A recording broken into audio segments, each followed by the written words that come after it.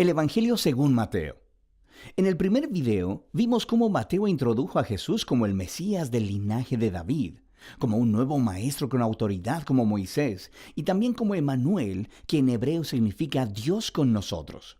Después de que Jesús anunció y enseñó acerca del reino de Dios, y después de que Él llevó el reino a la vida diaria del pueblo de Israel, vimos que Jesús fue aceptado por muchos, pero rechazado por otros, especialmente por los líderes religiosos de Israel, los fariseos. Así que la gran pregunta es, ¿cómo terminará el conflicto entre Jesús y los líderes de Israel? La siguiente gran sección, de los capítulos 14 al 20, explora todas las diferentes expectativas que las personas tienen acerca del Mesías. Jesús sigue sanando personas enfermas y 2 veces ha provisto comida milagrosamente para esas multitudes en el desierto. Una formada por gente judía y otra por gente no judía. Y esta señal es muy similar a lo que Moisés hizo por Israel en el desierto. De manera que todas estas personas están muy emocionadas con Jesús. Ellos piensan que Él es el gran profeta y el Mesías, pero no así los líderes religiosos.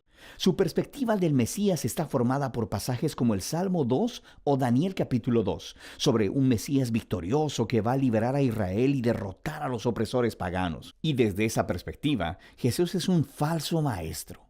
Él está haciendo declaraciones blasfemas acerca de sí mismo.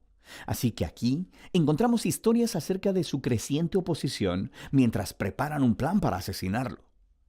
Jesús responde apartándose de ellos, y Él empieza a enseñarle a sus discípulos más cercanos lo que significa que Él sea el Mesías de Israel, porque no es nada de lo que los demás están esperando. De manera que Jesús le pregunta a sus discípulos en el capítulo 16. Él dice, «¿Ustedes quién dicen que soy yo?» Y parece que Pedro se topa con la respuesta correcta. Él dice, «Tú eres el Mesías, el Hijo del Dios viviente». Pero luego queda claro que Pedro está pensando acerca de un rey que va a reinar victoriosamente a través del poder militar.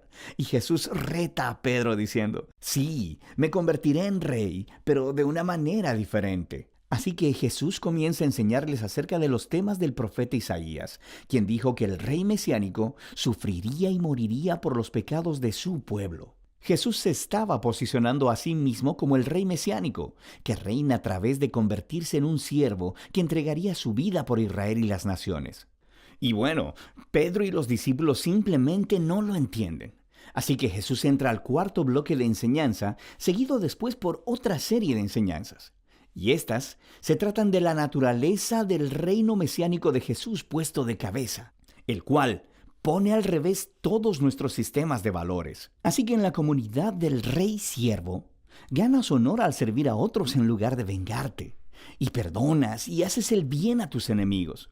Y en el reino de Jesús obtienes verdadera riqueza al entregar tu riqueza a los pobres. Para seguir al Mesías siervo, debes convertirte tú mismo en un siervo.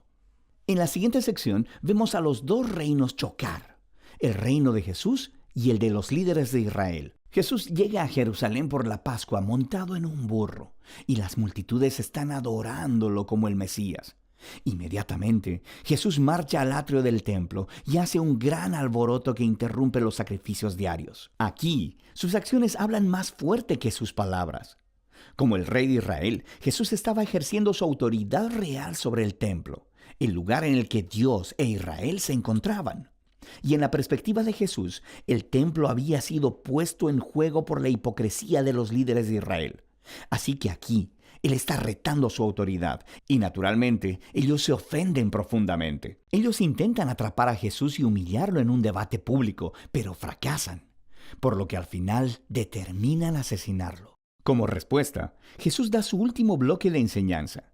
Primero ofrece una apasionada crítica de los fariseos y su hipocresía, y luego, Él se lamenta sobre Jerusalén y su rechazo a Dios y a su reino. Luego Jesús se aparta con los discípulos y les empieza a decir lo que va a suceder. Él será ejecutado por esos líderes, pero al hacerlo, ellos cavarán su propia tumba, porque en lugar de aceptar el camino del reino pacífico de Jesús, ellos tomarán el camino de la rebelión contra Roma, y así Jerusalén y su templo serán destruidos. Pero Jesús dice que ese no es el final de la historia. Él será vindicado después de su muerte a través de su resurrección. Y un día Él regresará a establecer su reino sobre todas las naciones. Mientras tanto, los discípulos deben mantenerse alerta y comprometidos con anunciar a Jesús y su reino, y extender las buenas nuevas. Y con todo esto resonando en los oídos de los discípulos, la historia llega a su punto culminante. Esa noche, Jesús aparta a los discípulos y celebra la Pascua con ellos. La Pascua vuelve a contar la historia de la liberación de Israel de la esclavitud, a través de la muerte del Cordero de la Pascua. Y luego Jesús toma el pan y el vino de la cena como nuevos símbolos, mostrando que su muerte venidera sería un sacrificio que redimiría a su pueblo de la esclavitud al pecado y la maldad. Después de la cena, Jesús es arrestado y puesto en juicio delante del Sanedrín, el concilio de los líderes judíos. Y ellos rechazan su declaración de que es el Mesías, lo acusan de blasfemia contra Dios. Entonces Jesús es llevado delante de Pilato, el gobernador romano, quien piensa que Jesús es inocente, pero cede ante la presión de los líderes judíos y sentencia a Jesús a muerte por crucifixión. Así que Jesús es llevado por soldados romanos y crucificado. Ahora notarás en esta sección que, justo como Mateo hizo en los primeros capítulos, él aumenta el número de referencias al Antiguo Testamento. Él está tratando de mostrar que la muerte de Jesús no fue una tragedia o un fracaso. Más bien fue el sorprendente cumplimiento de todas las antiguas promesas proféticas. Jesús vino como el Mesías siervo del que Isaías hablaba. Él fue rechazado por su propio pueblo, pero en lugar de juzgarlos, Él es juzgado en su lugar, llevando las consecuencias de su pecado. Así que termina la escena de la crucifixión, y el cuerpo de Jesús es colocado en una tumba. Pero el libro termina con un giro sorprendente, el último capítulo. Los discípulos descubren la mañana del domingo que la tumba de Jesús está vacía. Y de pronto, las personas comienzan a ver a Jesús resucitado de entre los muertos. Y el libro concluye con un Jesús resucitado, dando su enseñanza final, llamada la Gran Comisión. Jesús dice que Él es ahora el Rey verdadero del mundo. Así que envía a sus discípulos a ir a todas las naciones con las buenas nuevas de que Jesús es el Señor y de que cualquiera puede unirse a su reino al ser bautizado y seguir sus enseñanzas. Y haciendo eco a su nombre, Emmanuel, Dios con nosotros, del capítulo 1, las últimas palabras de Jesús para sus discípulos en este libro son: yo estaré con ustedes. Es una promesa de la presencia de Jesús hasta el día que Él finalmente regrese. Y ese es el Evangelio según Mateo.